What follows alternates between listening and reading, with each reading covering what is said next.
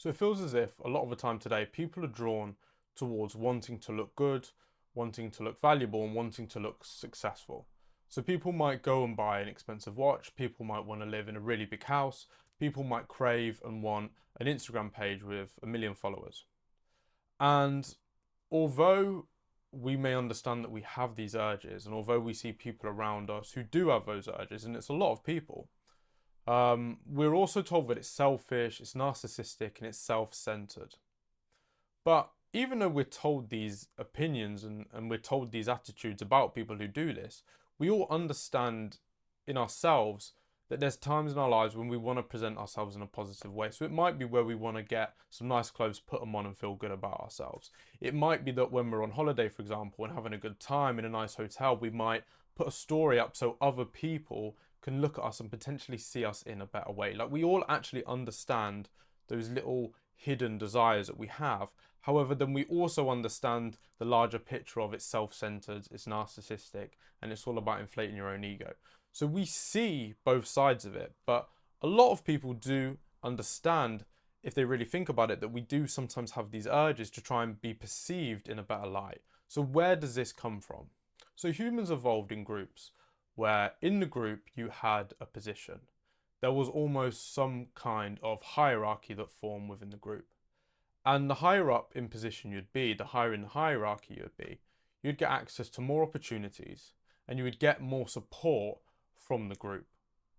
Now, the two things that impacted your position in the group, impacted your position in this hierarchy, was not only what you could do, so the skills and what you could offer to the other people in the group to kind of help the thriving of the group, but it was also how you were perceived as well. So not only actually rawly what you could do, but how you were perceived and the judgments people had of you. In the past, these aspects were more closely linked. So when we used to live in small groups and tribes, you couldn't exactly have like a second life that people didn't see. Like, you were always around the same kind of group of people every day, and people needed you to act to benefit them. So people would very closely be able to judge exactly who you are as a person, what you do, what you can offer, and you couldn't necessarily hide or tell lies to other people because they could obviously just see what you were doing. So for example, if you were a great hunter, if you were really good at raising children, if you were able to navigate your way around the terrain and find the best places to be, then those kind of skills, those attributes would mean that you would be rated as a more valuable, a person more higher in the hierarchy, because this person is actually able to do things. And that would obviously affect people's perceptions of you. But nothing has necessarily changed. We still have that same system within us, and we still rate and base status off the actual raw skills that you have, as well as perceptions of you. So what's changed is how we signal that value. People can now try and signal high value or high status by wearing nice watches, driving nice cars, living in big houses, giving off the perception that they're doing really well. And they might be, I'm not saying they're not, but it's a way of suggesting you're doing well without someone actually seeing it. So for example, when we used to live in tribes, like I said, our everyday actions would be evident. So if someone was clearly good, then they would be presented as being more valuable. But nowadays, because we live in completely different worlds, we live with loads of people and we can use apps to basically give a snapshot into our life which isn't actually relevant. There's so many different ways that we can perceive and come off as looking better and more successful than we actually are, because people don't actually see our raw skills and our raw ability. They still do, but we can kind of give off an idea of better status in so many different ways and actually showing people what we're capable of. And we all understand to some degree what that feels like. Like, we all desire to go out there and sometimes buy some nice clothes so we can go out and potentially come off a bit more attractive to other people. Like I said, we all, we go on holiday and we like to take videos of when we're in nice locations and send that. We take nice pictures when we're with our friends and post them. We have these urges to basically make ourselves appear better and appear more valuable. And it's not necessarily wrong, because we do have that urge. It's a kind of an intrinsic urge within us. And I think we all understand as well, when we do something like that, sometimes people do respond to you better. Like, I'm sure everyone or a lot of people have heard of the halo effect. So when you are perceived as more attractive or more put together, people will give you more opportunities. People, you might be more likely to get jobs, you'll be more attractive to other mates. There's this idea of how we look and how we're treated.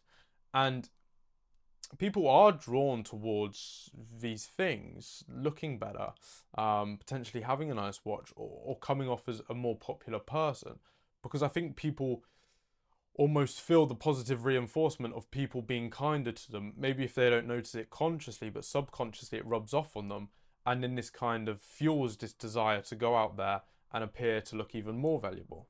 So it's not that something has really changed within humans.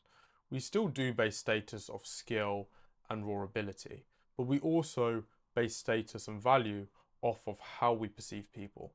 And now, because the world's changed so much and we live in huge societies, and because of social media and technology, and our ability to buy material goods, there are so many more ways that we can try and show status.